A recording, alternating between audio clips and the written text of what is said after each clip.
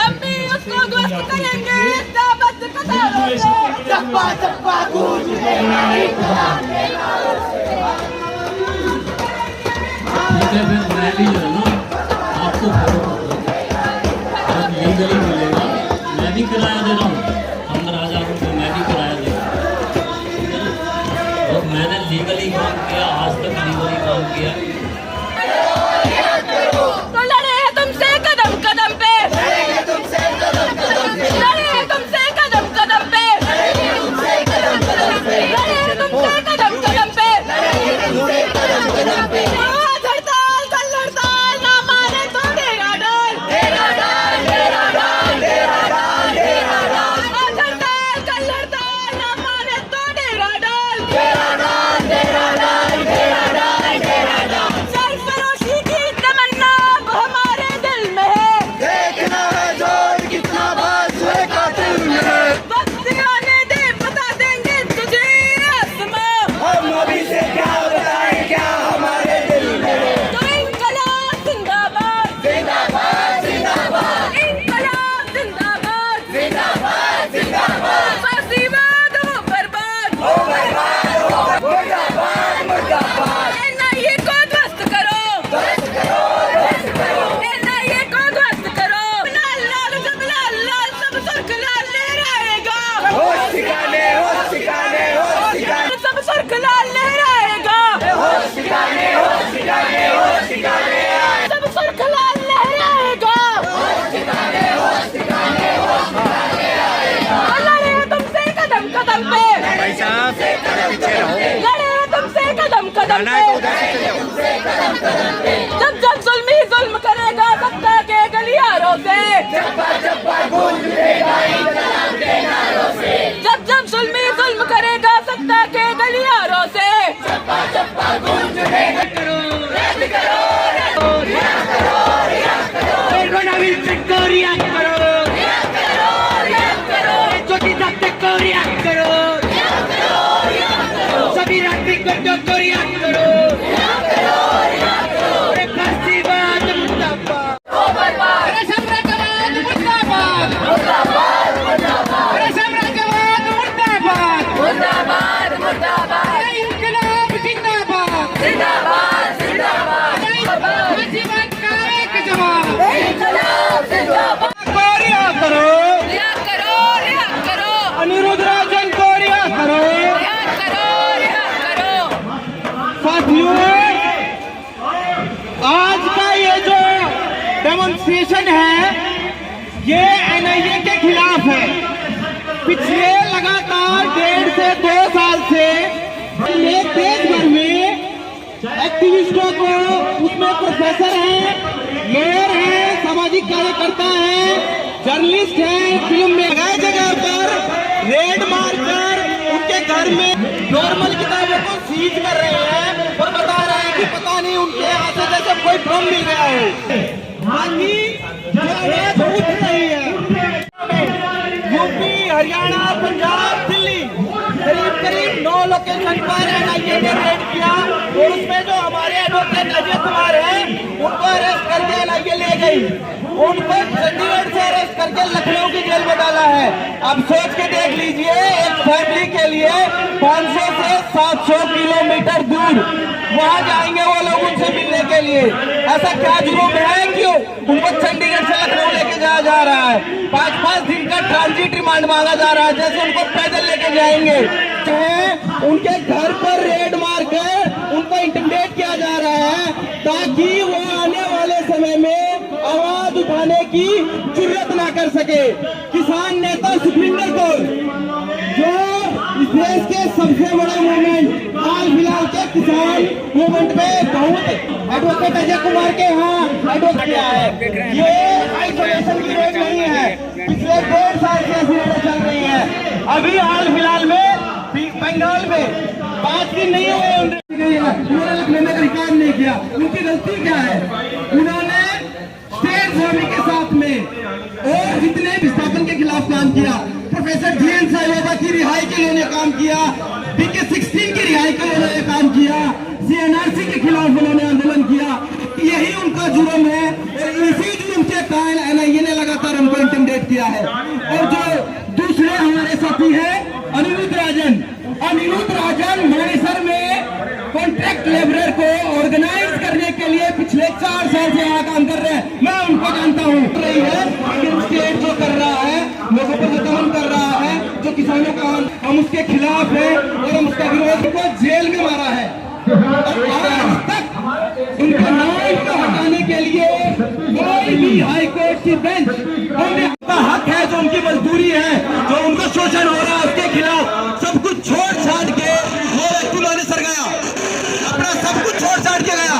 उसको हम जानते हैं उसने क्या किया, कॉन्ट्रैक्ट लेबरर को ऑर्गेनाइज किया, उनकी डिमांड उठाई, डर जाते वक्त उसको अब्सकॉन्ड किया। हम ये वही बोलेंगे उसको गिरफ्तार नहीं किया गया है, उसको उन लोगों ने पकड़ा है उसके घर जाते वक्त। ये सरासर अन्याय है और हम इस फासीवाद के खिलाफ आवाज बुलंद करते हैं और लगातार हम आने वाले समय में जो NIA है उसकी रिपील की डिमांड को करते रहेंगे। और जो NIA जिस तरह से लगातार कर रहा है लॉ एंड ऑर्डर के नाम पे, नेशनल सिक्योरिटी के नाम पे, हम उसका खंडन करते हैं। उनको बुलाना चाहूंगा कि वो अपनी बात रखते हैं टैक्स डिपार्टमेंट में। और पिछले हफ्ते पकड़े जाते हैं कि 25 लाख का ड्राइव घूस एक पूर्व विधायक JDU के एक विधायक से वो लेते हुए पकड़े जाते हैं। CPI माओवादी के खिलाफ NIA के केस में 2 मिडलमैन पाए गए थे। मिडलमैनों के ऊपर ये आरोप था कि इन्होंने 25 लाख का हेरफेर किया था और 25 लाख का इन्होंने घूस लिया था माओवादी पार्टी के नाम पर। पाया जाता है कि जब अजय प्रताप सिंह को अरेस्ट किया जाता है, ये 2 जो मिडलमैन थे वो भी उन्हीं के साथ पाए जाते हैं। तो अगर ये NIA का केस CPI माओवादी के ओवरग्राउंड वर्कर के खिलाफ कहा जा रहा है, तो ऐसा क्यों है कि भाजपा विधायक से जुड़े हुए उनके दामाद को पाया जा रहा है कि पैसे का हिया बदली अरेंज कर रहे हैं? अगर ये केस सही मायने में, अगर हम लगातार आम आदमी पार्टी से लेकर हर विपक्ष दल के खिलाफ लगाया गया है, इसी तरह NIA को जो देश में भगत सिंह के विचारधारा को जिंदा रखते हैं, जैसे साथी जो मानेसर में हरियाणा में मजदूरों को संगठित कर रहे थे, ठेका प्रथा के खिलाफ आवाज उठा रहे थे, आज उनको माओवाद के नाम पे, नक्सलवाद के नाम पे NIA अरेस्ट कर रहा है। ये है वो आज जैसे नाजी पार्टी जिसका को रखता था अपने राजनीतिक विपक्ष को खत्म करने के लिए, उसी तरीके से NIA देश में मजदूर, किसान, दलित, आदिवासी जहां पर भी आवाज उठा रहे हैं उनके आंदोलनों के ऊपर उनको खत्म करने के लिए छोड़ दिया जा रहा है। उनके टाइम पे उनको अरेस्ट करवाने में उनका भूमिका था। 3 साल पहले वो अरेस्ट होते हैं जब वो कश्मीर से हिजबुल मुजाहिदीन के 2 सदस्यों के साथ AK-47 लेके लौट रहे थे और ये देवेंद्र सिंह इंटेलिजेंस ब्यूरो के मिनिस्टर थे। तो साथियों, आज सवाल पूछने की जरूरत कि चाहे कोई बिहार से हो, चाहे कोई झारखंड से हो, चाहे छत्तीसगढ़ से हो, MP से हो, उनके लिए एक ही शब्द बोला जाता है बिहारी। वे बोलते थे कि भाई एक मजदूर ने हमको एक दुखी होके बताया कि भाई मैं तो यूपी का रहने वाला है, मेरे को भी बोलते कि साला बिहारी 1 महीने का पड़ा है, राशन नहीं दे रहा। तो ये स्थिति हमें मानेसर जनरल मजदूर संघ की रही।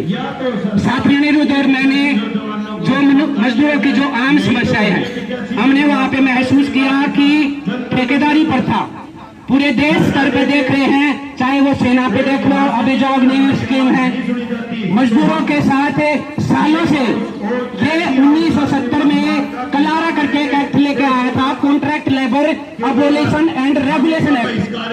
ये कानून ठेका प्रथा को खत्म करने के लिए लेके आया गया था, परंतु आज 2024 है, इसका मजदूरों को क्या तोहफा मिलता है कि भाई 4 नए लेबर कोड की सौगात दी जाती है और उनको बोला जाता है कि अगर आपको हड़ताल करनी है तो आपको 60 दिन पहले कंपनी को बताना पड़ेगा। यहाँ पे जो भी साथी बैठे हैं या सरकार से मैं पूछना चाहता हूँ कि भी जब 60 दिन पहले कोई मजदूर ये बोल देगा कि हम अपनी मांगों के लिए हड़ताल करना चाहते हैं, कोई मालिक अनुमति देगा? नहीं देगा।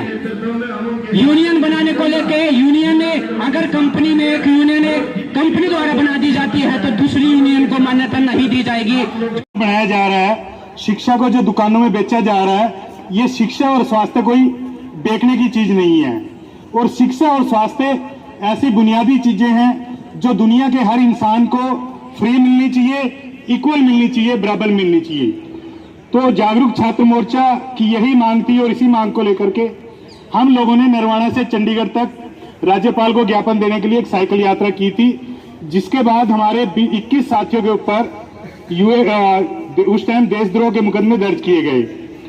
और अभी कल हरियाणा में चुनाव था, पीछे लोकसभा में चुनाव हुए, तो हमारी जो गवर्नमेंट है वो बोलती है कि भारत दुनिया का सबसे बड़ा लोकतंत्र है, और ये ढकोसले के अलावा कुछ नहीं है। जब आप बोलते हो कि लोकतंत्र है, हर एक पार्टी को लड़ने की आजादी है, तो किसी को ये भी आजादी है कि वो चुनाव बहिष्कार बोल सकता है। चुनाव बहिष्कार, चुनाव में वोट डालना ना डालना, ये जितनी भी वोट बटेरू पार्टियां हैं, इनका विरोध करना, ये भी हमारा एक लोकतांत्रिक अधिकार है, अगर आप वाकई में एक लोकतंत्र हैं तो। लेकिन क्योंकि आप वाकई में एक लोकतंत्र नहीं है, तो जो लोग इन वोट बटेरू पार्टियों का बहिष्कार करते हैं, जो चुनाव बहिष्कार की बात करते हैं, उस चुनाव बहिष्कार की बात करने मात्र पे हमारे यमुनानगर में, कुरुक्षेत्र में, जींद में कई साथियों के ऊपर देशद्रोह के मुकदमे दर्ज कर दिए गए। हम लोग चंडीगढ़ गए कि हमारा स्पीडी ट्रायल किया जाए, बेल दी जाए, लेकिन जज ने कहा कि नहीं और डेली प्रोसीडिंग चलेगी। जब वक्त आया, पुलिस को लगा, स्टेट को लगा कि ये लोग बाहर निकलने वाले हैं, तो लगभग 2 साल के बाद यूएपीए की धारा जोड़ दी गई और जज ने बोला कि अब दोबारा से केस चलेगा। हमारे सत्ता देख के हमको माओवादी बना दिया गया, तो ये गाना था। तो इस गाने में ऐसा क्या गलत बोला गया है? जो जन संघर्ष की गीत है, वो गीत अगर हम नहीं गाएंगे तो उस मुकाम को हम लोग कैसे हासिल कर पाएंगे?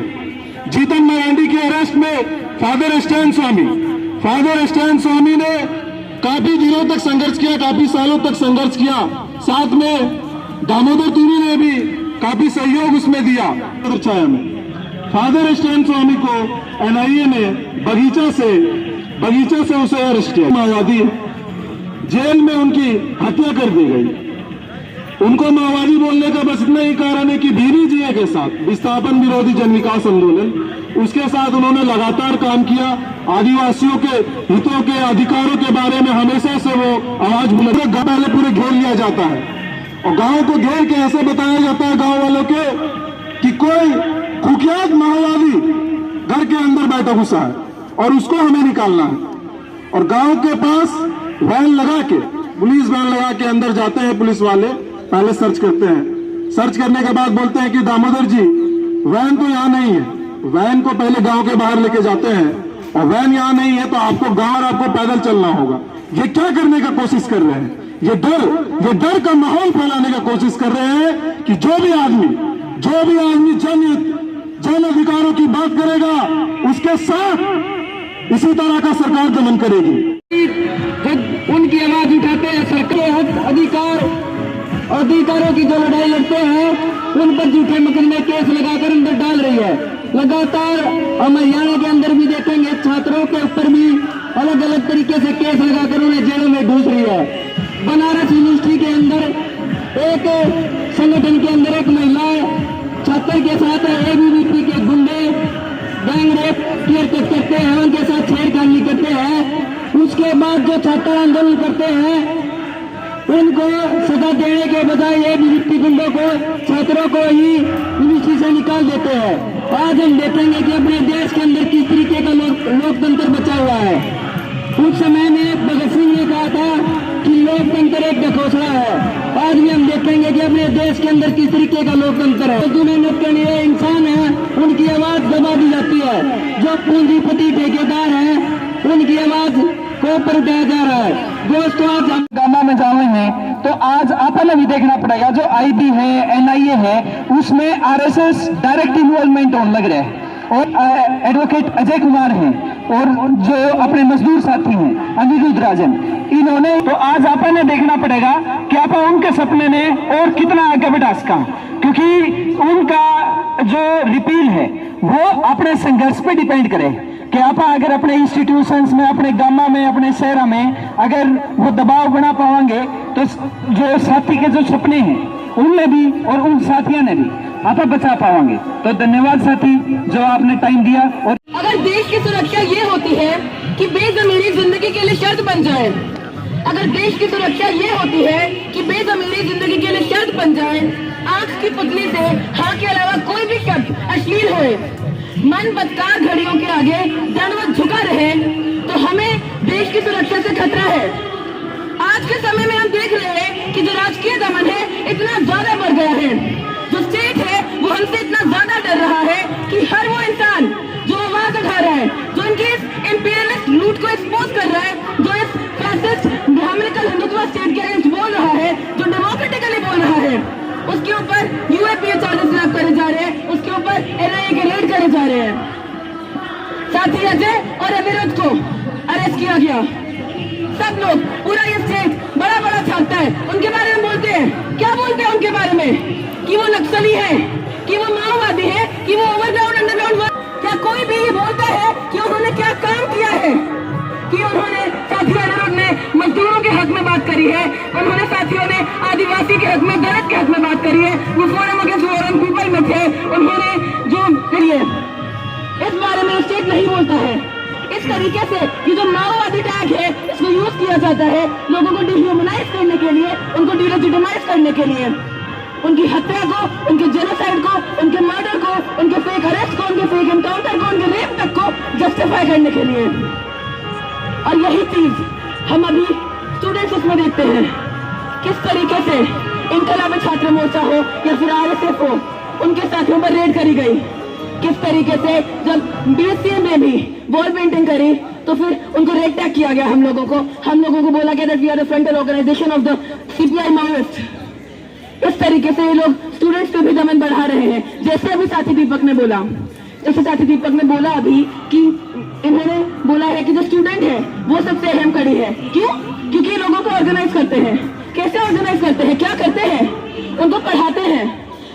ये जो स्टेट की पढ़ाई है, जो वही पूरा रूलिंग क्लास अपैरेटस है, उसके ऑल्टरनेट एक पढ़ाई, जनता की पढ़ाई, समाज को बदलने की, एक नया पर्सपेक्टिव देने की, एक नवजनवादी क्रांति की ओर की जो पढ़ाई है, उससे ये स्टेट इतना डरता है। और इसीलिए ये हम स्टूडेंट से डरता है, इसीलिए ये स्टूडेंट्स पे रिप्रेशन करता है, इसीलिए ये पढ़ाई को रोकता है। ये स्टेट खुद कहता है कि किसी साथी के आइडियाज बहुत डेंजरस हो सकते हैं।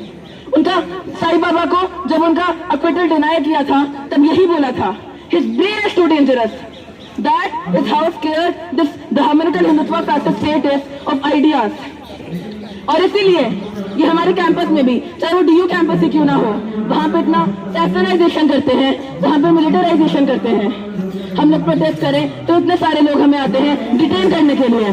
और वही जो जितना भी सेक्टराइजेशन प्रोग्राम्स होते हैं, जब भी राम मंदिर को बड़ा चढ़ा के बताया जाता है, महायज्ञ किया जाता है, गौशाला बनाई जाती है कैंपस में, उसमें ये एडमिनिस्ट्रेशन खुद बहुत प्राइड लेता है और सपोर्ट करता है।